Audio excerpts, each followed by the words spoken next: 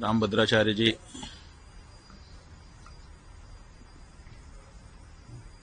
सबकी निंदा करते हैं।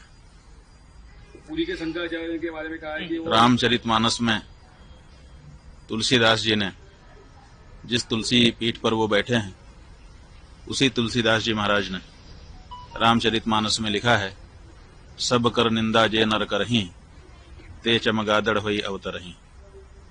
तो सबकी निंदा करने से चमगादड़ की योनि में जाना पड़ता है, ये बात तुलसीदास जी महाराज कह रहे हैं। और उन्हीं तुलसी जी के नाम पे पीठ बना करके बैठे हुए रामभद्राचार्य जी सबकी निंदा कर रहे हैं। क्या उन्होंने ये एक चौपाई पढ़ी नहीं है, या फिर उस चौपाई के कुछ और अर्थ उन्होंने समझ लिए हैं? ये तो उनसे चर्चा करने पर ही पता चलेगा। रामभद्र जी ने कहा है कि उन्हें 1 लाख क्या कहते हैं शोक लोग आते हैं, तो क्या कहेंगे आप? ऐसा है कि दावा किया है उन्होंने कि हमको कभी कहा है कि 1 लाख पन्ने याद हैं पृष्ठ, और कभी कहा है कि 1.5 लाख पन्ने याद हैं पृष्ठ। तो अब 1 लाख पृष्ठ याद हैं कि 1.5 लाख पृष्ठ याद हैं, इसकी कोई परीक्षा तो हुई नहीं। दावा उन्होंने जरूर किया है। उन्होंने 3 दावे, वैसे तो अनेक दावे किए हैं, लेकिन 3 प्रमुख दावे हैं। एक उनका दावा है कि मुझे 1.5 लाख पृष्ठ याद है, कंठस्थ है। दूसरा उनका दावा है कि हमको 23 भाषाएं आती हैं। और तीसरा उनका दावा है कि मैंने राम जन्मभूमि में जो गवाही दी उसके कारण फैसला हो गया।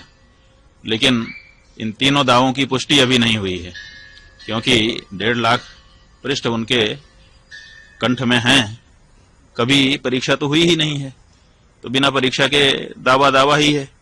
इसलिए हम चाहेंगे कि 1.5 लाख पृष्ठ कौन कौन से हैं उनको निकाल के एक जगह पे रखें और फिर लोगों को आमंत्रित कर दें कि आइए, जिसको किसी भी प्रश्न से पूछना हो हमसे पूछिए, हमको सब कंठस्थ है। 150 पृष्ठों से 1.5 लाख पृष्ठ याद हैं, तो कम से कम 150 पृष्ठ एक बार पूछ लिए जाएं, कोई भी पृष्ठ, और उसके बाद अगर वो सब सुना देते हैं तो सब लोग जय जयकार करेंगे, हम लोग भी जय जयकार करेंगे, है ना। ये विश्व के लिए बड़ा अचंभा होगा कि हमारा एक संत 1.5 लाख पृष्ठ कंठस्थ करके बैठा है। तो हम चाहेंगे कि अब ये मौका आ गया है कि वो 1.5 लाख पृष्ठ कौन कौन से हैं छांट दें और उनको एक मेज पर सजा दिया जाए और फिर लोगों को बुला लें। 150 पृष्ठ केवल पूछे जाएंगे।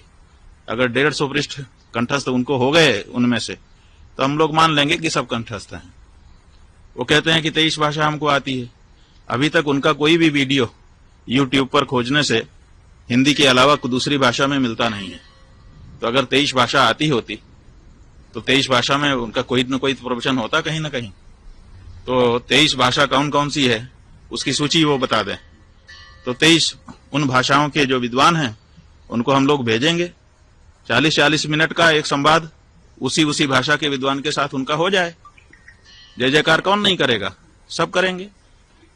और तीसरी बात यह है कि वो कहते हैं कि राम जन्मभूमि में हमारे कारण फैसला आ गया, हम ही हैं। तो वहां के वकीलों ने तो इसके विरुद्ध बताया है, वहां के जज ने तो इसके विरुद्ध बताया है, इसलिए इसमें भी शंका हो गई है। इसलिए इस बारे में भी प्रमाण उनको सामने रख देना चाहिए और ये कहना चाहिए कि जो वकील और जो जज कह रहे हैं वो गलत है। लेकिन ये नहीं उन्होंने कहा है। जो उनको गलत बता रहे हैं उनको उन्होंने गलत नहीं कहा है, प्रेमानंद जी को गलत कह रहे हैं। और प्रेमानंद जी क्यों गलत हैं? क्योंकि वो संस्कृत नहीं बोलते हैं। तुलसीदास जी जिनकी पीठ पर आप स्वयं बैठे हुए हो, उन्होंने भी तो अवधी भाषा में रामचरितमानस लिख दिया। संस्कृत में क्यों नहीं लिखा उन्होंने? क्या संस्कृत बोलना ही विद्वत्ता होती है? क्या गोस्वामी तुलसीदास जी विद्वान नहीं थे कि वो अवधी भाषा में महाकाव्य की रचना कर रहे थे, अवधी भाषा में राम जी के गुणगान कर रहे थे? अगर संस्कृत में बोलना ही विद्वत्ता है तो इस सिद्धांत के अनुसार तो तुलसीदास जी भी विद्वान नहीं आपकी दृष्टि में होंगे, क्योंकि उनका तो सारा का सारा साहित्य, चाहे वो बरवे रामायण हो, चाहे वो गीतावली हो, चाहे कवितावली हो, चाहे हनुमान चालीसा हो, चाहे बजरंग बाण हो, छोटे से छोटा बड़े से बड़ा रामचरितमानस, सब कुछ अवधी भाषा में है, संस्कृत में नहीं है। तो क्या तुलसीदास जी विद्वान नहीं थे? तो ये जो परिभाषा आप लेकर के आए और हमने ये पूछा है कि आप ये बताइए, प्रेमानंद जी महाराज दिन भर राधे राधे श्याम श्याम कह रहे हैं, तो राधे राधे श्याम श्याम ये जो शब्द हैं ये संस्कृत भाषा के हैं कि नहीं, और संबोधन विभक्ति में हैं कि नहीं।